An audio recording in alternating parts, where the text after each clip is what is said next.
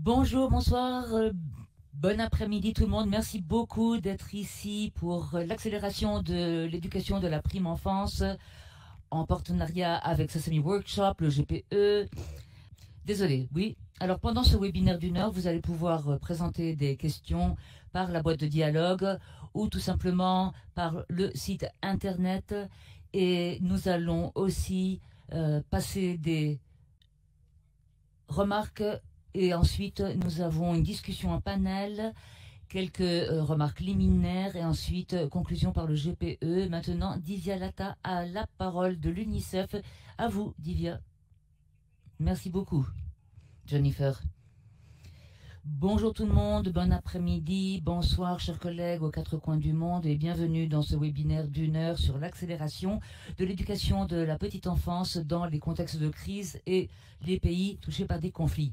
Alors, dans le cadre de cet atelier, nous réunissons les ministres de l'éducation de la Jordanie, de la Colombie, ainsi que des partenaires humanitaires et dans l'éducation, des investisseurs auprès de l'éducation pour mettre l'accent sur des preuves concrètes et surtout mettre l'accent sur la nécessité de financement urgent mettant en valeur l'éducation de la petite enfance de qualité dans les contextes de conflits, de crise, les contextes touchés par les conflits.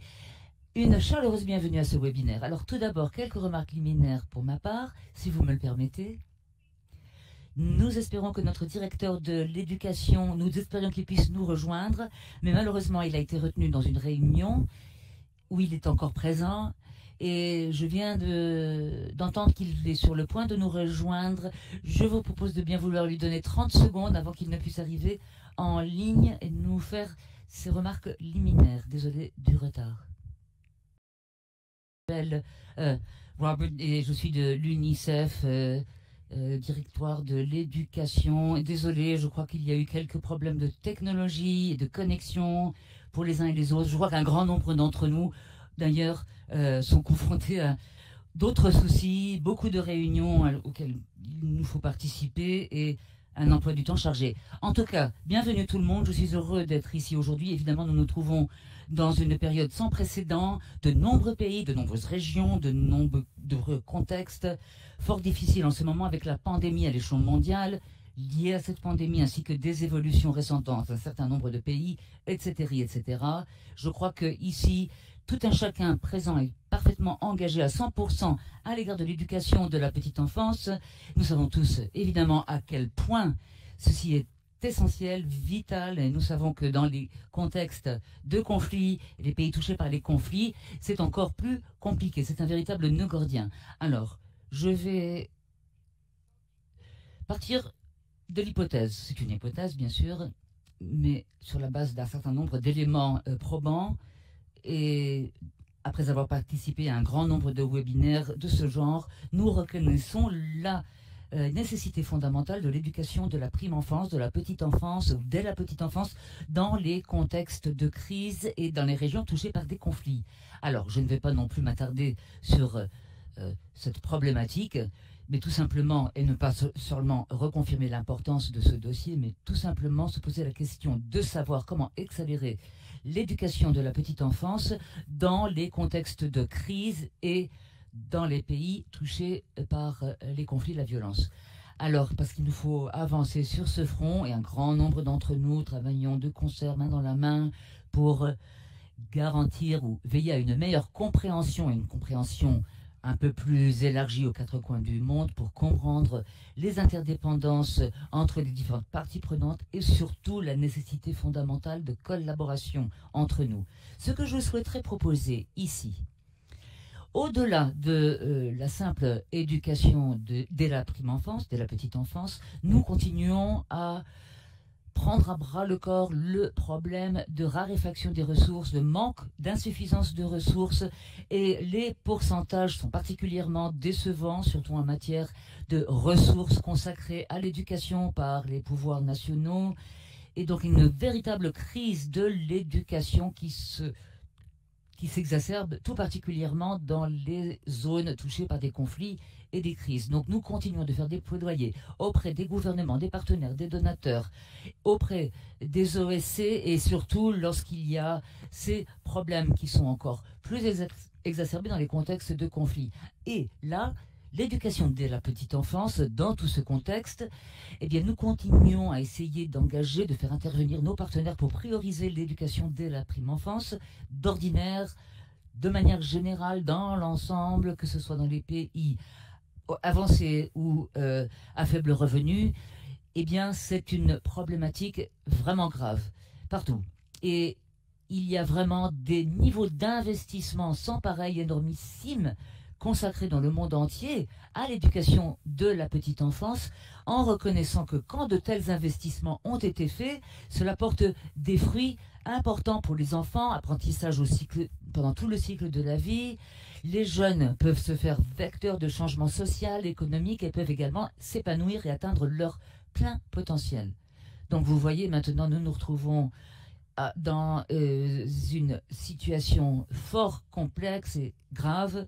Et donc, je voudrais tous nous exhorter à commencer vraiment à avancer, exécuter les programmes permettant d'accélérer l'éducation dès la petite enfance dans les contextes de crise et les régions touchées par des conflits. Je souhaiterais à présent, avant de ne donner davantage de détails, et je ne voudrais pas non plus trop m'attarder sur les questions davantage techniques ou technologiques. Je vois d'autres collègues dans ce groupe d'experts présents et j'aimerais vous donner la parole à vous, chers experts, vous donner la parole pour que vous donniez des compléments d'information ou que vous nous fournissiez vos points de vue.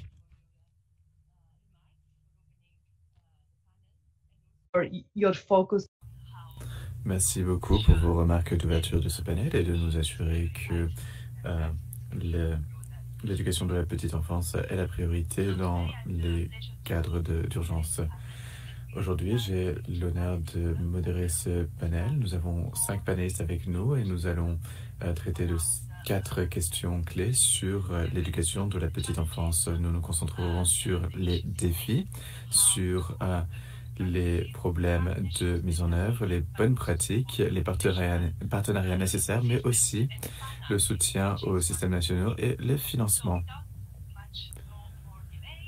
Donc, sans plus tarder, nous allons commencer à notre première question qui nous prendra 10 minutes et chaque panéliste aura 3 minutes pour partager son expérience et son point de vue.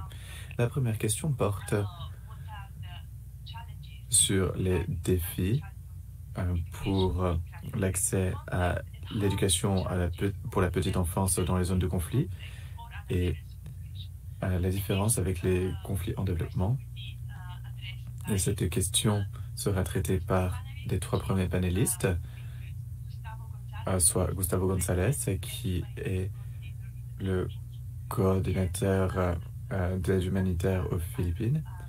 Ensuite, Constanza Alazón Paraga, vice-ministre de l'éducation primaire, maternelle et secondaire en Colombie, et Dr Aria Alabiat du ministère de l'éducation de Hachemite du Royaume de Jordanie. Gustavo González, vous avez la parole. Merci beaucoup. Merci Robert. C'est un honneur de vous revoir. La première chose que nous devons reconnaître, c'est que les statistiques ne reflètent pas toute l'éducation de la petite enfance. Et nous avons besoin d'un plaidoyer renforcé. Et nous sommes très heureux d'avoir ce débat. Nous savons que 25% des enfants avant l'école primaire vivent dans des zones touchées par les conflits. Et ceci ne concentre pas que les pays qui font face à des chocs ou des crises. Mais regardez, même avant la pandémie de Covid-19,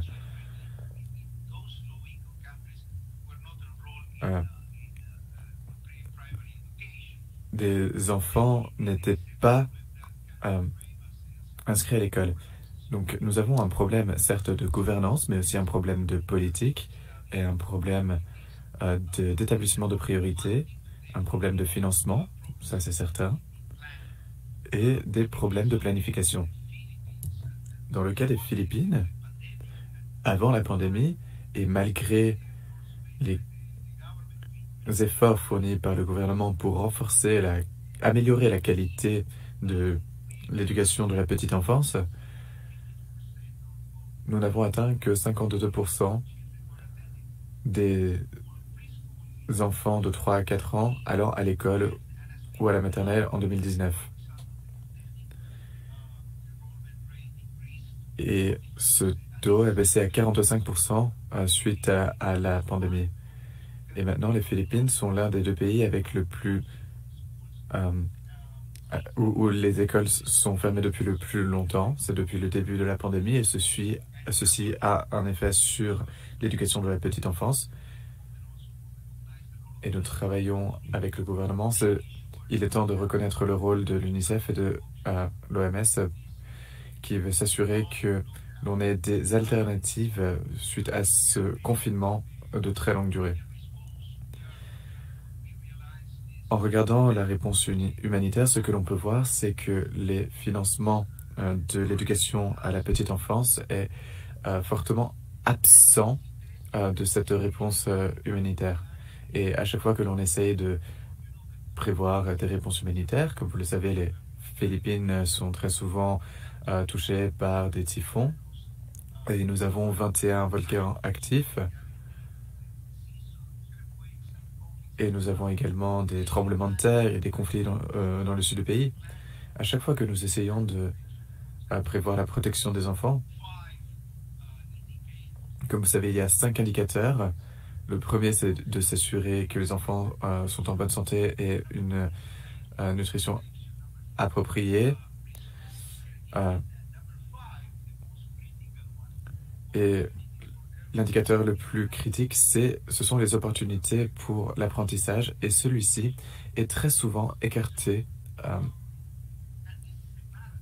Et c'est un paradoxe.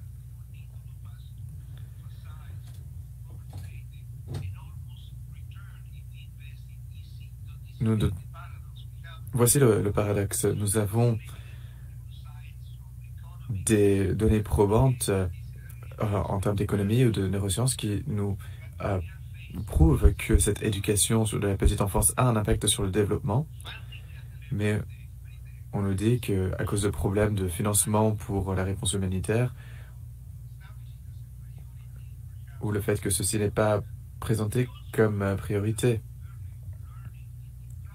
Nous savons également que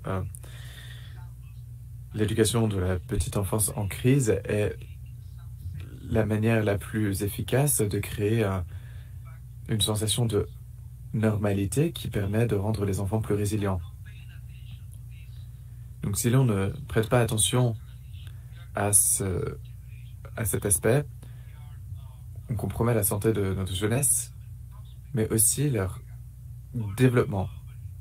Merci Maria, je vous rends la parole. Merci beaucoup Gustavo. Merci d'avoir partagé l'expérience des Philippines. Nous allons maintenant entendre Madame Taraga qui va partager l'expérience de la Colombie. Costanza, vous avez la parole.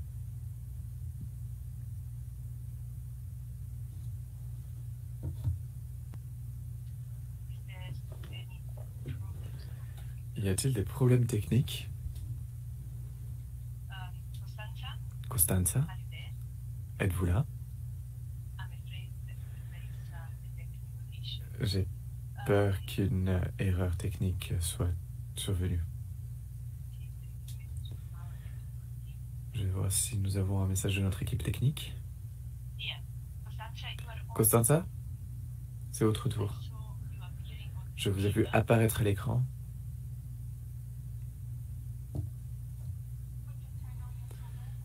Costanza, est-ce que vous pourriez allumer votre caméra et votre micro?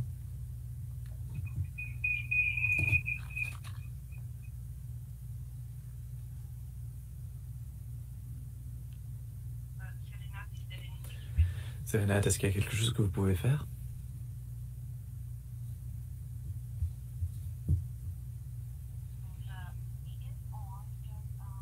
Oui, elle est présente.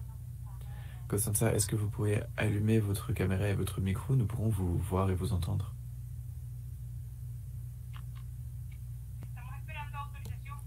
Nous attendons l'autorisation.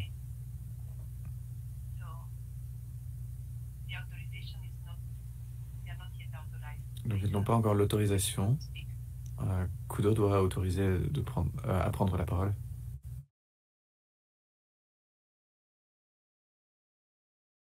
Donc il y a l'Institut de Colombie pour le développement de la petite enfance. Et déjà, nous avons des programmes depuis quelques 4 ans. Et d'ailleurs, les enfants de quelques 4 ans, ou jusqu'à 6 ans, en fait, peuvent bénéficier de ces services. Alors, à cause de la pandémie, nous avons fait face à des situations particulièrement graves. Pour ce qui est de scolariser, d'inscrire les enfants les plus jeunes, nous n'avons pu jusqu'ici que de recevoir, ou plutôt de faire inscrire quelques 80% de ces 10 enfants. 30 000 de ces, enfin, 1 300 000 enfants qui avaient été inscrits et qui recevaient une éducation au niveau primaire, un enseignement primaire. Ensuite, dans notre région, les enfants qui font une transition, qui transitent par d'abord les institutions d'éducation formelle, c'est-à-dire le préscolaire, et ensuite la maternelle et jusqu'au primaire, et bien maintenant au niveau du ministère, nous avons quelques 68% de ces 10 enfants qui sont inscrits officiellement. Et nous planchons en ce moment surtout avec ces enfants donc qui ont de 4 à 5 ans pour les encadrer, mais nous avons assisté à une chute au niveau du nombre d'inscrits. Et à vrai dire, 22% des enfants ont souffert surtout de cela, surtout à cause de l'impact économique de la pandémie de la Covid-19. Alors nous voyons vraiment que c'est un impact carrément direct. Et par conséquent, et ici nous parlons d'ailleurs, soit dit en passant, des écoles privées qui ont dû fermer leurs portes ou interrompre certains de leurs services parce qu'elles ne recevaient plus d'appui financier, un grand nombre d'impacts, comme je disais, liés aux 3 domaines sur lesquels je souhaitais me concentrer. Et le 3e domaine, justement, a trait aux situations des ménages, les situations familiales.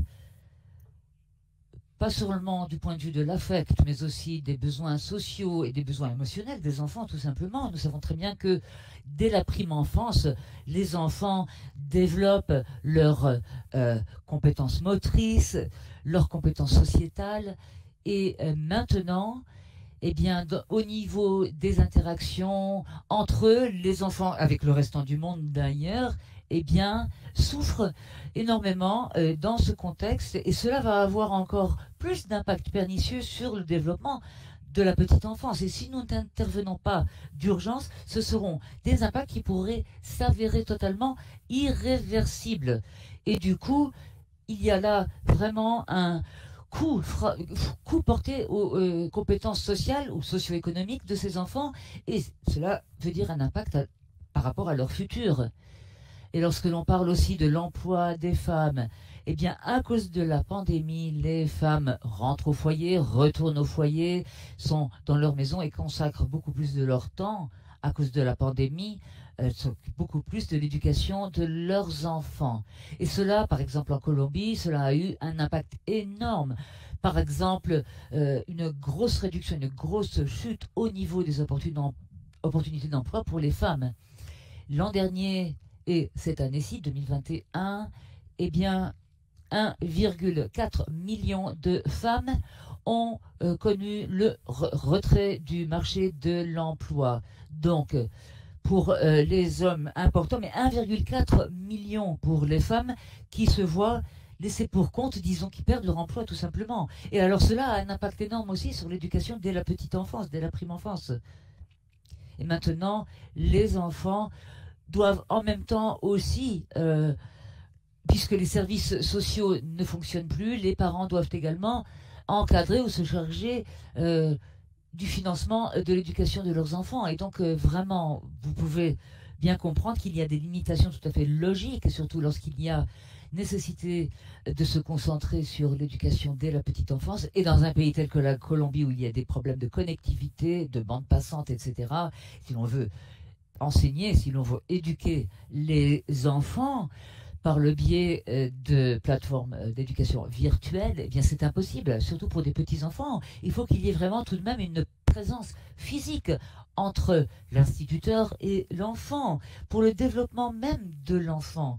Donc cette question d'éducation de qualité eh bien, est fort pernicieuse, parce que surtout pendant la pandémie, avec les parents qui ont continué à travailler, mais seulement parfois en télétravail, en distanciel depuis leur foyer, eh bien, cela a un impact énorme. Et là, les besoins fondamentaux, essentiels, vitaux des enfants, eh bien, ne sont plus assouvis, et on ne les rencontre plus, ces besoins. On ne peut plus y pallier.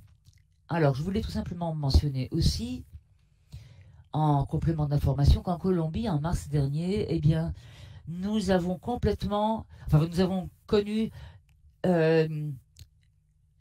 un confinement à 100% pendant plusieurs mois. Par la suite, nous avons essayé de réouvrir quelques institutions d'enseignement, d'éducation dans différentes régions et communautés, comtés. Et parfois, les enfants allaient parfois à l'école quelques jours dans la semaine, mais le reste du temps, ils restaient chez eux. À partir du début de 2021, eh bien, de la participation dans les écoles à partir de janvier, et c'est devenu obligatoire. Eh bien, je vous remercie infiniment.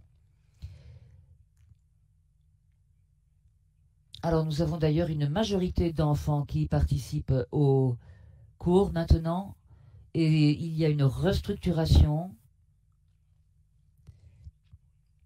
En fait, d'aucuns maintenant sont scolarisés, vont à l'école, sont scolarisés, mais en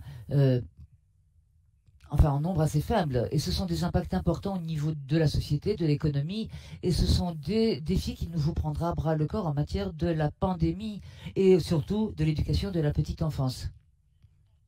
Passons à la prochaine intervenante, Dr Alia Arabiat du ministère de Jordanie de l'éducation, qui va traiter de la problématique du défi et surtout du financement de l'éducation de la petite enfance. Merci d'avoir invité la Jordanie à parler des défis auxquels nous faisons face. Je vais commencer par vous parler de la maternelle et du nombre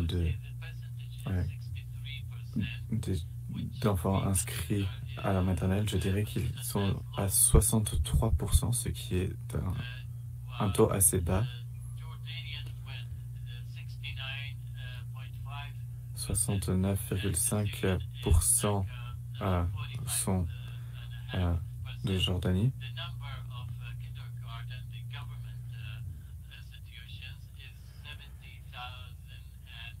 Il y a 70 588 enfants à l'école en Jordanie. Il y a une forte pression sur le ministère de l'Éducation.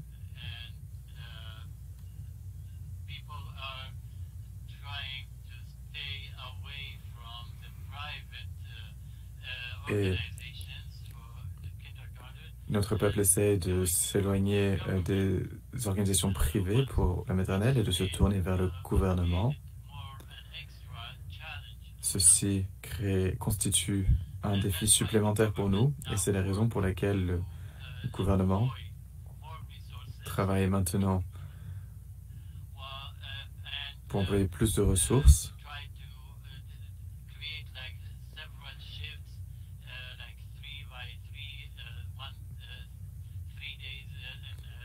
et créer plusieurs emplois du temps de 3 jours sur 3 jours.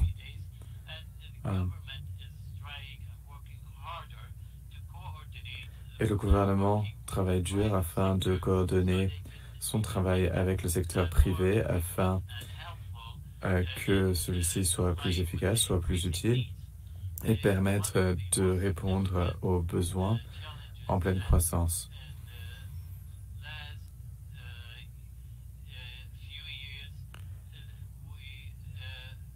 l'un des grands défis auxquels nous avons dû faire face ces dernières années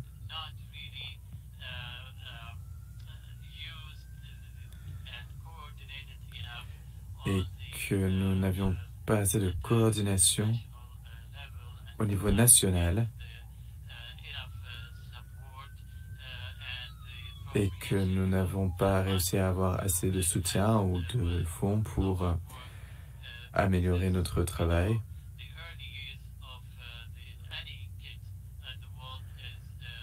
Comme nous le savons, la petite enfance de tout enfant est extrêmement importante pour le développement d'une base solide de connaissances.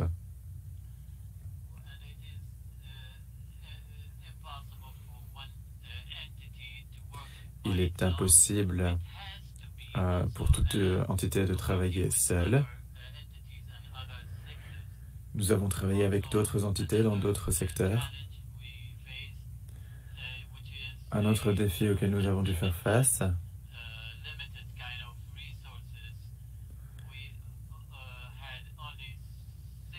c'est que nos ressources sont limitées. Nous n'avons que 6 700 000 dollars à allouer dans notre budget ministériel pour soutenir les enfants et les organisations, et ce montant n'est pas suffisant.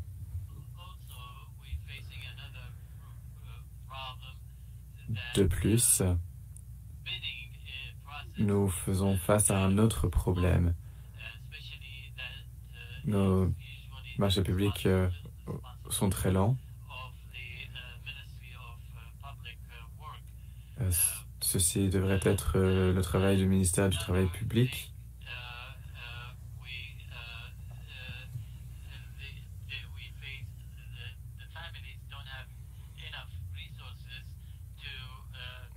De plus, les familles n'ont pas les ressources nécessaires pour inscrire leurs enfants dans ces organisations. Merci beaucoup. Merci beaucoup, Dr. Alia Larivat, pour avoir partagé les défis auxquels vous faites face en Jordanie. Nous passons maintenant à la question suivante.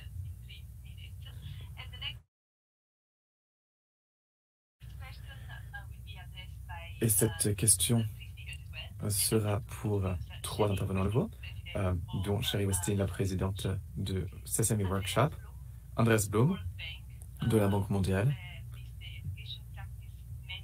le manager pour les pratiques de l'éducation dans la région Moyen-Orient et Afrique du Nord. Et nous écouterons à nouveau Constanza Baraga. La question suivante porte sur les méthodes, la manière dont on peut répondre aux besoins des enfants.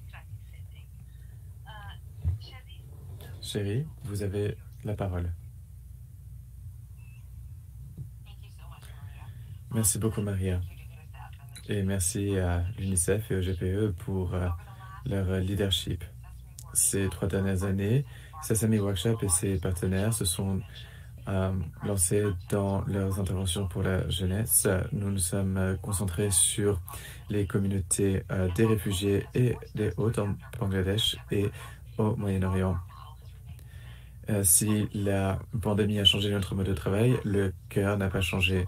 Nous nous concentrons sur différentes sources d'éducation qui peuvent être dans les médias, et nous créons des histoires qui reflètent les vies quotidiennes des enfants, et nous les couplons avec les services directs. Par exemple, au Moyen-Orient, nous sommes en partenariat avec l'IRC. Nous utilisons ce contenu éducatif, y compris une nouvelle série télévisée éducative, et ceci leur permet d'apprendre sur la vie d'un déplacé, mais en plus sur la pandémie.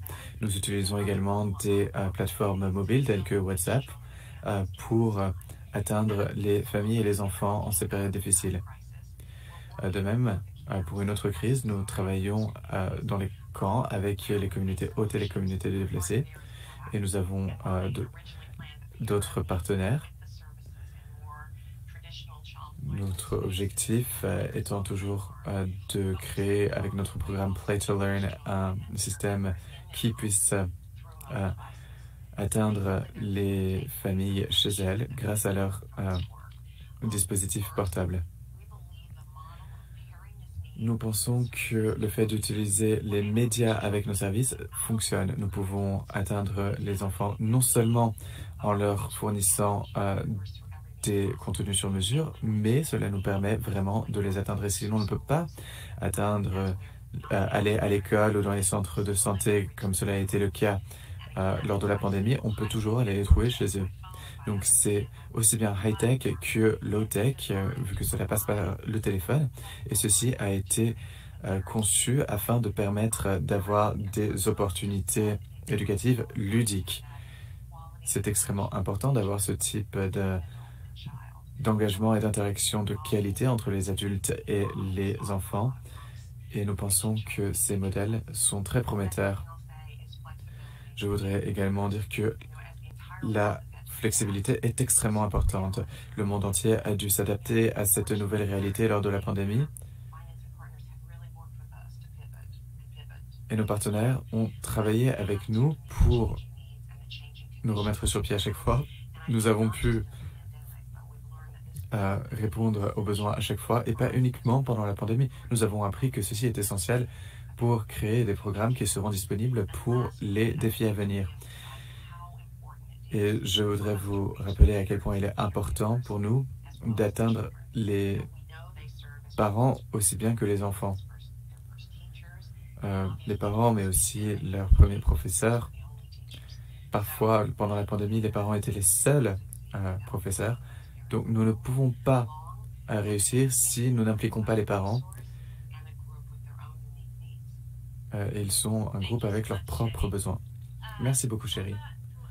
Maintenant, je donne la parole à Andrés Blum. Merci beaucoup, Maria.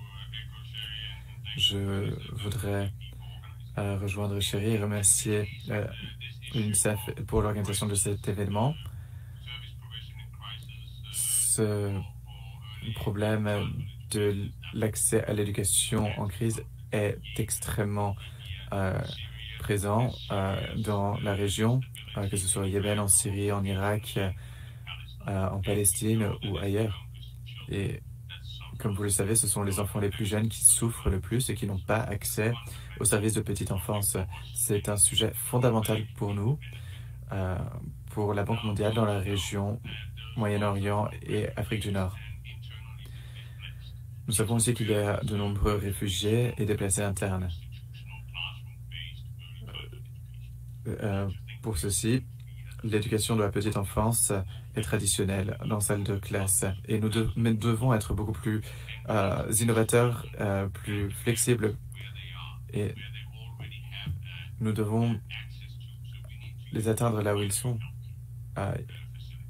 Nous devons utiliser des institutions de soins. Nous devons travailler avec les travailleurs sociaux, les travailleurs de santé.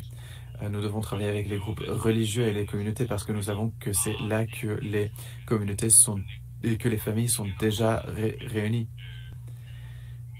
Et comme je l'ai dit, de nouveaux réseaux, que ce soit la télévision ou les applications sur les appareils mobiles, nous avons besoin de plus de flexibilité et utiliser tous les canaux possibles pour aider les parents et les enfants à être stimulés. Ensuite, il y a la question du contenu. Le soutien psychosocial est fondamental pour faire avancer l'éducation. On parle de personnes souvent qui ont survécu des expériences traumatiques et nous devons les aider à les gérer, à en parler. Et c'est ainsi que l'on pourra augmenter les chances qu'ils puissent se concentrer et que leur santé mentale ne soit pas trop dégradée. Nous devons utiliser tous les canaux possibles et ce de manière très flexible et avec des partenaires. Merci Maria. For sharing your, Merci à vous de partager votre expérience. Je voudrais à présent demander encore une fois à Constanza Paraga de se concentrer sur cette même question depuis la perspective du ministère de l'Éducation de la Colombie. Je ne suis pas sûre qu'elle nous ait entendus, par contre. Et le temps passe à une grande vitesse. Je passe donc à la question suivante, parce que je n'entends pas Madame. Je ne sais même pas si elle est présente. Alors, passons donc à la question suivante. Et ensuite, nous pourrons revenir à cette question précédente. Alors, la question, tout d'abord, la question de savoir pourquoi est-il important, mais surtout comment est-ce que nous pouvons mieux accompagner les systèmes nationaux, leur renforcement, et surtout un financement de qualité. C'est ce que nous avons entendu de la part des précédents ministres qui ont pris la parole lorsque l'on parle surtout de contexte de crise et touché par les conflits. Encore une fois, pour cette question, j'invite Gustavo González, le coordinateur résident humanitaire. Êtes-vous là? Oui, merci beaucoup. Excellente question. Est-ce que vous m'entendez? Oui, nous vous entendons très bien. Comme vous le savez très bien, dans les cas de crise, d'urgence, situation complexe, l'ONU appuie et accompagne les communautés, les gouvernements, les pouvoirs publics par le biais de plans de ressources humanitaires. C'est en fait le principal outil que nous avons à notre disposition, surtout pour essayer de répondre aux besoins vitaux au niveau humanitaire. Et donc, ce sont des dispositifs, des outils dont nous nous dotons pour la mobilisation de ressources. Et je dois dire que c'est assez intéressant, et je vais d'ailleurs partager avec vous quelques chiffres, notamment en 2018,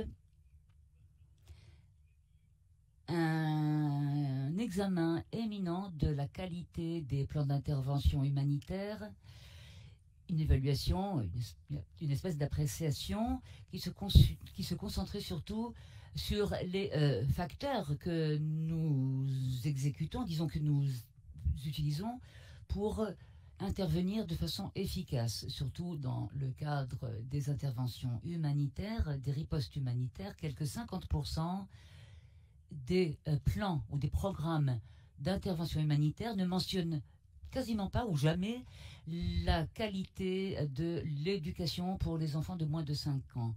Et à 30%, à une cote de 30%, y compris les programmes d'éducation pour les enfants de moins de 5 ans, avec le pré-primaire et l'éducation dès la petite enfance, 11 programmes de 26 dans le champ d'application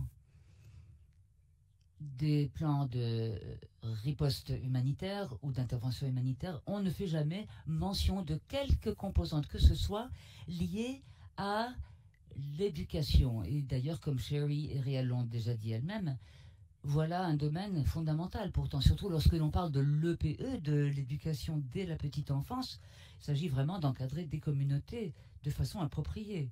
Et seulement 9 programmes, y compris pour les enfants de moins de 5 ans, comportent un élément d'évolution stratégique. Et donc, du fait que nous avons un véritable problème de compréhension, un problème conceptuel, tout simplement, lorsqu'il s'agit de bien comprendre les nécessités, les besoins humanitaires.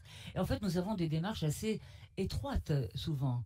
Et surtout, lorsque l'on parle d'un dossier, d'une problématique liée de très près à l'agenda de développement, tout simplement, de l'ONU, au programme de développement général de l'ONU, eh bien, l'on voit qu'il y a eu des évolutions. Et crise après crise, comme nous l'avons vu en Syrie ou au Yémen, il y a cette espèce de changement d'évolution, une espèce d'évolution conceptuelle ou de paradigme pour ce qui est des besoins, surtout au niveau de l'éducation de la petite enfance. Et dans une certaine mesure, nous avons réussi sur certains fronts, lorsqu'il s'agissait surtout de prendre à bras le corps les appréciations et évaluations au départ, avec le rôle de plaidoyer que joue l'UNICEF, surtout aussi au niveau de la mise au point de plans stratégiques d'urgence. Mais si on les intègre, si on les incorpore, tous ces outils de planification, cela va vouloir dire que vous aurez besoin de ressources adéquates qui devront être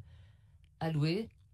Et en fait, au total, 3% du financement humanitaire se concentre sur l'éducation de la petite enfance. Et donc, des financements alloués à l'éducation de la petite enfance, eh bien, il faut dire que là, il y a un véritable problème conceptuel au niveau de la compréhension des besoins humanitaires et surtout qu'il y a un lien direct avec la manière dont les budgets sont attribués dans le cadre ou dans les contextes de crise. Donc, premièrement, il faut se doter d'une vaste gamme d'outils idoines, mener à bien les évaluations. Et aujourd'hui, nous avons toute une gamme d'outils sur la base d'enseignements tirés des expériences passées. Et c'est là que se dessine vraiment la problématique de l'éducation de la petite enfance. Et maintenant, nous sommes un peu frappés par l'existence de ce sous-secteur, en fait. Et un grand nombre de personnes ont partagé, ont donné des messages et ont véhiculé un certain nombre de propos lorsqu'il s'agissait de la nécessité d'investir un niveau adéquat dans l'éducation dès la petite enfance et de se doter surtout d'outils complémentaires chemin faisant. Et troisièmement, et ceci est lié aux ressources et à la mobilisation de ressources financières, le financement pluriannuel.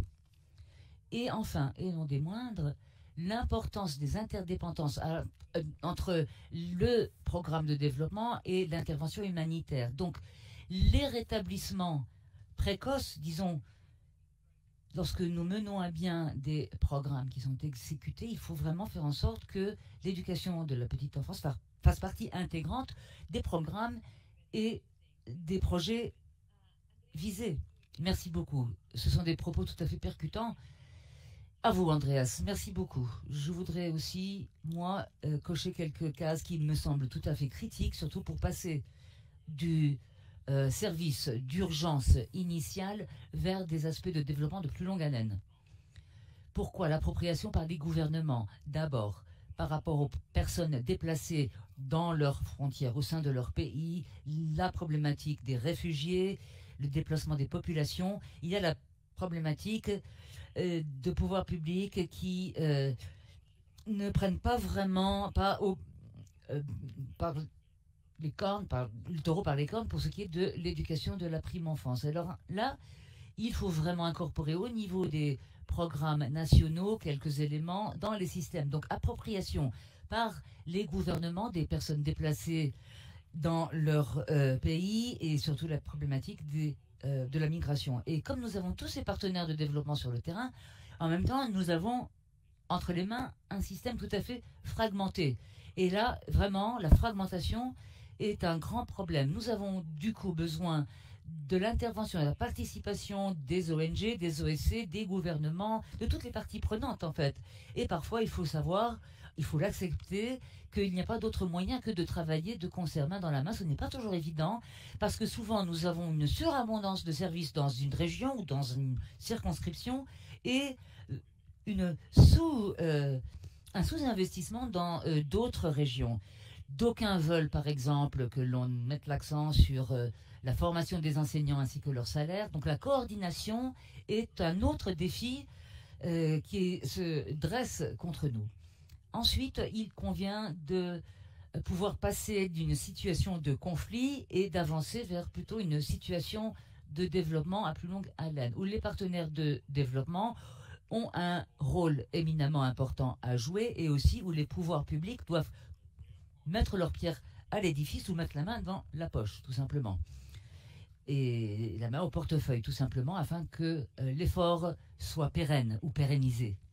Ensuite, sur la question de la fragmentation, qui, me semble-t-il, est essentielle, il est vrai que la qualité des services n'est pas toujours des meilleures dans les contextes de crise. Donc il faut avoir quand même une certaine mesure de souplesse, de flexibilité pour accommoder tous les partenaires. Et dans le cas de l'atelier Sésame, Sesame Workshop, tout ce genre d'outils peut être mis à la disposition des pouvoirs publics. Donc un gouvernement qui est ouvert d'esprit et qui est prêt à se servir de ces produits dans leur contexte, eh bien, il est très important que tout cela soit absorbé et intégrés dans le contexte, dans tout le système, mais il faut aussi, par exemple, des octrois de licence, par exemple, se doter aussi de modèles PPP, comme on le fait au Maroc et en Palestine, en travaillant main dans la main avec le secteur privé ou avoir peut-être des crèches tout simplement toutes petites pour assurer ou garantir tout simplement un niveau de sécurité minimal avec un certain nombre de normes à respecter. Cela permet aussi d'améliorer tout simplement l'action des pouvoirs publics main dans la main avec d'autres parties prenantes. Donc vraiment, relever le problème de la fragmentation et la collaboration entre les parties prenantes sont essentielles à mon avis. Voilà, nous sommes presque arrivés à la fin de ce premier tour, de cette première section, et nous allons donc commencer. Nous allons justement prolonger le temps jusqu'à 9h15. Je vais donner la parole à la docteure Arabiat qui va parler de la question de l'appropriation par les gouvernements. À vous, Arabiat. Et s'il vous plaît, vous avez 3 minutes de temps de parole et je vous enjoins à ne pas les dépasser. Désolé, attention, on avait eu un petit problème. Notre stratégie a permis aux étudiants d'avoir accès à l'éducation et nous avons déployé un certain nombre de services et aussi l'effort des parents de bien vouloir accompagner l'éducation, la sûreté et la sécurité dans tout le royaume. Et nous préparons les parents, les ménages quant à leur rôle fondamental lorsqu'il s'agit de passer à l'éducation de leurs enfants et de fournir cette éducation. Et donc le ministère a octroyé des modalités pour ces programmes visant les ménages. Il nous a fallu quand même modifier quelque peu nos stratégies. Alors, on sait très peu que l'éducation, finalement, de la petite enfance est un élément essentiel, vital. De nombreux ministères et autres partenaires étudient ces questions et il y a des indicateurs d'ailleurs qui nous montrent qu'il va falloir que les enfants, pour qu'ils puissent jouer un rôle plus important à l'avenir, doivent être instruits, disons, au niveau de la petite enfance. 30% en ce qui concerne l'écart entre les enfants qui ont pu bénéficier de programmes EPE et d'autres. En fait, ces systèmes, plutôt ces nouvelles mesures, permettent de combler les insuffisances, surtout au niveau des familles et des ménages à faible revenu et de revenus moyens. L'Institut de la Reine Arabia donc a mené une recherche sur les effets de l'éducation de la petite enfance en démontrant qu'il y a de nombreux bienfaits et tout cela nous pouvons le résumer par rapport à l'accroissement de l'éducation moyenne de quelques 8 mois par personne. C'est une étude qui démontre également que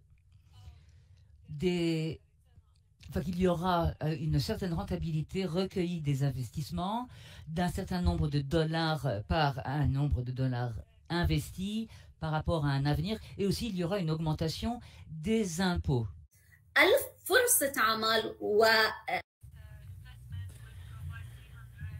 Ces investissements permettront de créer 300 000 emplois et l'entrée des femmes dans le monde du travail. Je souhaite également mettre l'accent sur l'importance des réponses en termes de ECE, notamment en cas de crise. Nous devons renforcer les systèmes nationaux afin que ceux-ci ne contribuent pas à creuser l'écart dans le pays, mais utiliser les allocations pour améliorer l'infrastructure et assurer la durabilité. Et nous devons nous concentrer sur ce qui existe déjà et des initiatives d'investissement et la création de partenariats et des allocations accrues. Nous avons des exemples de réussite au sein de notre ministère d'éducation. Nous avons des enfants de réfugiés qui ont pu rejoindre ces programmes d'éducation à la petite enfance. les ministères ont réuni tous les donateurs et alloué un budget spécial pour ce programme. Et nous avons réussi à impliquer des enfants et les résultats sont très positifs. Nous avons également vu des enfants en situation de handicap dans ces programmes. Et nous utilisons cette étude et ces financements pour guider toutes nos décisions politiques. Voici juste un résumé de ce que nous avons fait. Merci.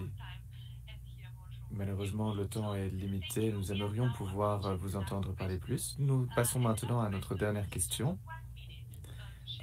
Juste 1 minute pour partager vos réflexions avant de conclure. Cette dernière question porte sur l'importance des partenariats. Les partenariats et les leçons les plus critiques pour s'assurer que l'accès à l'éducation est maintenu dans les situations de conflit. Chérie, vous avez la parole en premier. Merci beaucoup, je vais être très brève.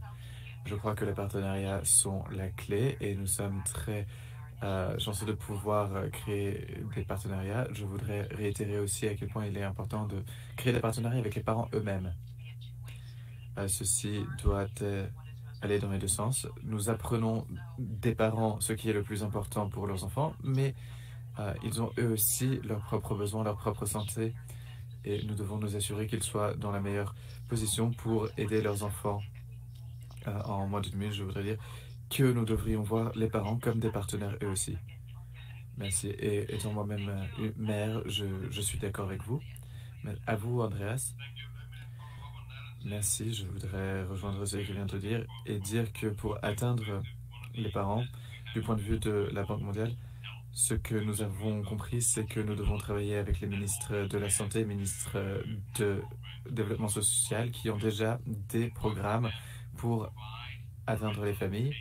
Et nous devons travailler avec eux pour fournir l'éducation parentale et du soutien parental.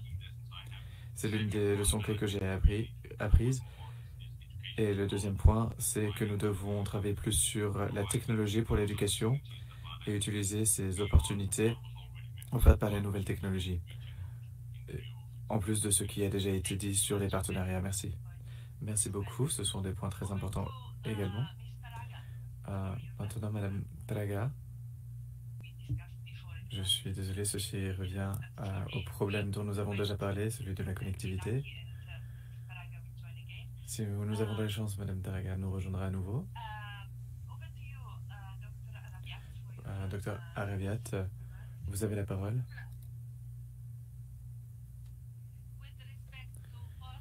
Merci. En ce qui concerne les partenariats, il est extrêmement important de ne pas les effectuer de manière isolée. Ceux-ci doivent être faits conjointement avec tous les autres projets de réponse aux crises.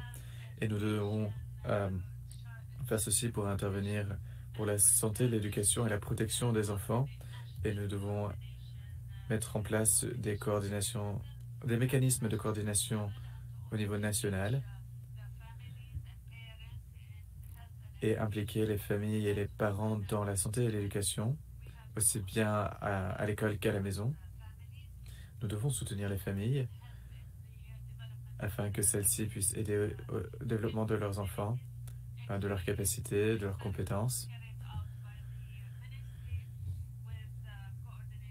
Les expériences menées par nos ministères avec la coordination de la Banque mondiale et du ministère de l'Éducation et du Commerce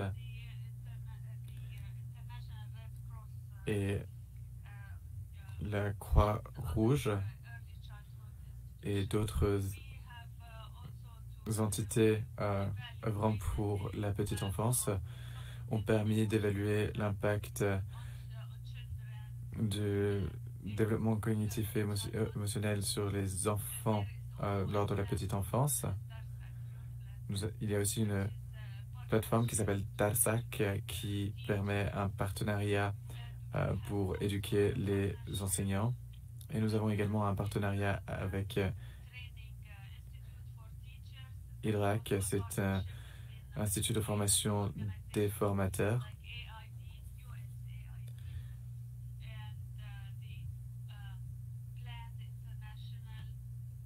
Et nous travaillons également avec USAID ou d'autres partenaires. Nous recevons du soutien aussi de AI et d'autres partenaires, ce qui nous permet d'atteindre les enfants réfugiés ou les enfants des familles les plus démunies. Et nous continuons à mesurer les capacités d'apprentissage des enfants en Jordanie. Et nous travaillons en coordination avec l'UNICEF et nous soutenons les programmes de développement de la petite enfance.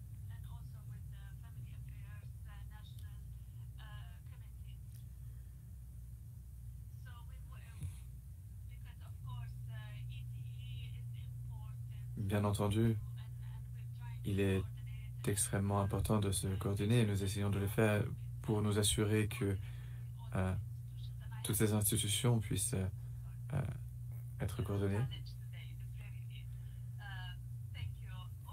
Merci. Oui, la difficulté du jour, c'est d'être concis. Gustavo, vos remarques de clôture. Merci, merci beaucoup, Maria.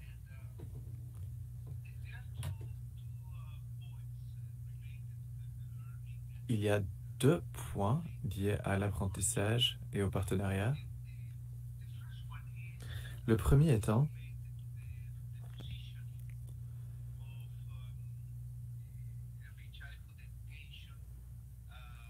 la place de l'éducation de la petite enfance dans les plans de réponse humanitaire et les programmes de développement.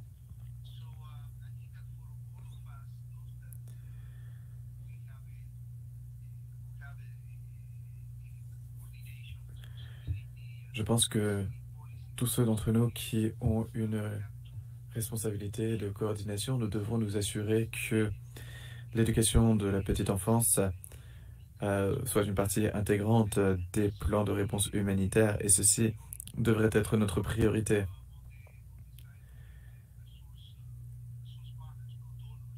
Et bien entendu, du point de vue des donateurs aussi, ils devraient être impliqués.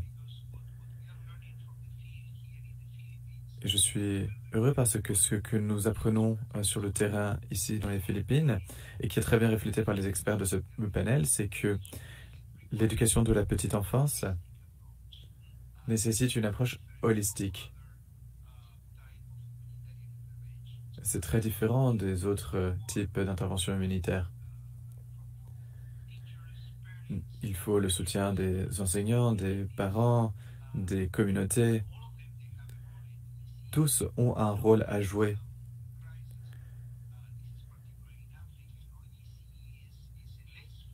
Et nous savons que l'éducation de la petite enfance est un service un peu moins formel, notamment dans les situations de crise.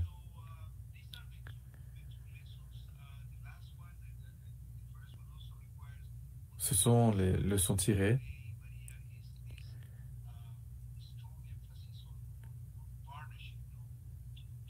La deuxième étant que nous devons mettre l'accent sur les partenariats. Merci beaucoup. Merci beaucoup pour ce point très important. Cela a été enrichissant d'entendre vos différents points de vue. Et permettez-moi de résumer brièvement ce que j'ai entendu, que nous pouvons résumer en 5 recommandations pour l'avenir.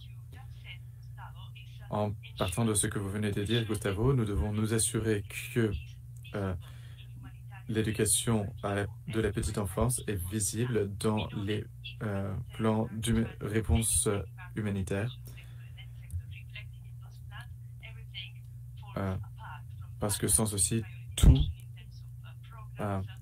tombe, que ce soit les financements ou le travail avec les partenariats. En lien avec cette importance d'avoir l'éducation de la petite enfance dans les réponses humanitaires, il y a le lien avec les acteurs de développement et programmes gouvernementaux. Comme nous avons pu entendre le docteur Arabiat ou Andreas de la Banque mondiale, nous devons travailler avec d'autres ministères, ministère du Travail social, de la santé, de l'éducation, ce qui permet d'avoir une approche multisectorielle et de permettre une équité et de s'assurer que tous les enfants puissent être atteints, quelles que soient les modalités. Un autre point très important qui est ressorti de votre intervention, c'est l'importance du soutien apporté aux parents. Nous devons nous concentrer certes sur la petite enfance, mais les parents sont leurs premiers renseignants. Ils doivent être soutenus afin de pouvoir eux-mêmes soutenir leurs enfants. Et c'est dans ces circonstances que les parents ont également besoin de soutien psychosocial. Un autre élément qui est ressorti de nos discussions,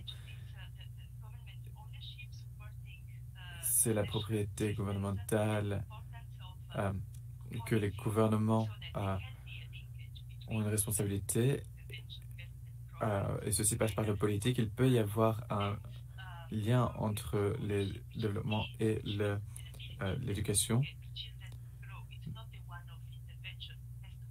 Et n'oublions pas que les enfants ont besoin d'être accompagnés tout au long de leur développement et que ce n'est pas un événement unique. Et le dernier point, donc, le besoin de financement de qualité. Et lorsque l'on parle de financement de qualité, cela veut dire aussi bien des fonds destinés que des fonds sans destination spécifique.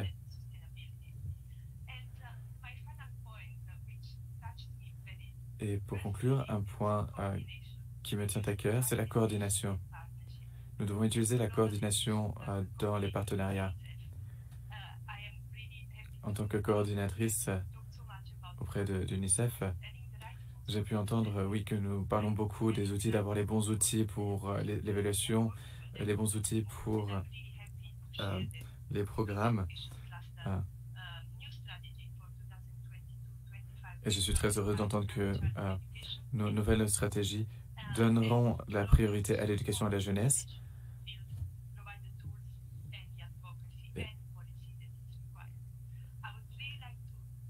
Je voudrais maintenant vous remercier et je présente mes excuses pour les problèmes technologiques et techniques auxquels nous avons dû faire face, mais ce fut une excellente opportunité de traiter de la prioritisation de l'éducation de la petite enfance. Et maintenant, je voudrais donner la parole à Joe Bourne du GPE pour ses remarques de clôture. Very brief, but thank you first of all to all of the speakers.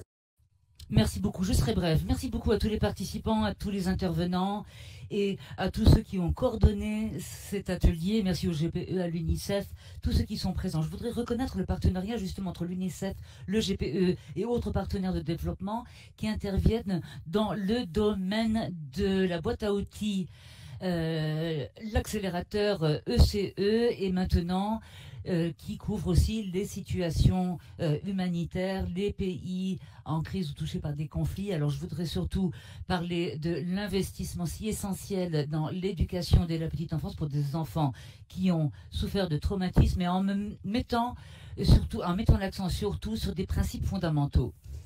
Et donc j'ai trois observations à faire. Premièrement, à l'écoute des panélistes qui m'ont précédé, je vais dire que dans un sens très très large, la volonté entre en compte, la volonté des gouvernements de mettre la priorité, l'accent sur l'éducation dès la petite enfance. Nous l'avons entendu de la part de nos collègues de la Jordanie aujourd'hui et de la Colombie, mais aussi il convient de traiter de l'appropriation par les pouvoirs publics, surtout dans les contextes de réfugiés, de personnes déplacées dans leur pays.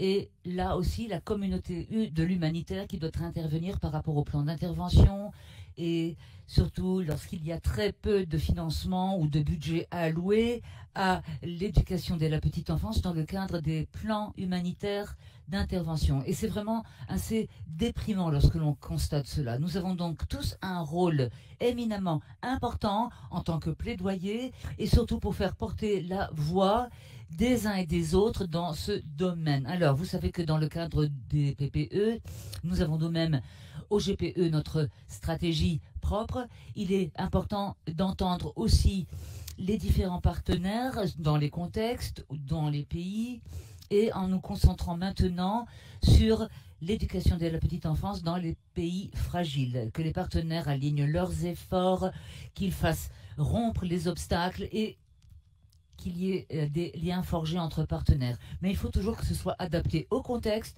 et surtout doté d'une grande mesure de souplesse. Je vous ai tous entendu haut et clair. La puissance du partenariat, l'importance de la collaboration. Nous l'avons entendu à plusieurs reprises. Le partenariat a été évoqué encore et encore entre les communautés, les ménages, les familles, les acteurs dans l'humanitaire. Et je suis tout à fait d'accord avec ce qui a été dit sur l'importance de réduire les silos, doter les fragmentations et surtout, lorsqu'il s'agit d'appui, d'accompagnement, l'importance du partenariat et de la collaboration sont vraiment tout à fait pertinents. Et donc, là, les interventions doivent être alignées à ces considérations. Et ce qui est important, il me semble, comme conclusion, et moi je suis particulièrement intéressée de continuer le débat, la discussion et d'échanger des idées et des connaissances, du savoir entre le fait d'avoir des passerelles, entre le développement, l'humanitaire, accélérer les progrès dans le domaine de l'éducation de la petite enfance, sujet éminemment important surtout pour les besoins urgents, immédiats des enfants qui souffrent et qui sévissent dans des situations de crise ou dans des régions touchées par des conflits. En tout cas, en guise de conclusion, merci à vous tous. Merci à vous, Joe Byrne. Et merci à tout le monde encore une fois. Voilà, donc ce webinaire est terminé.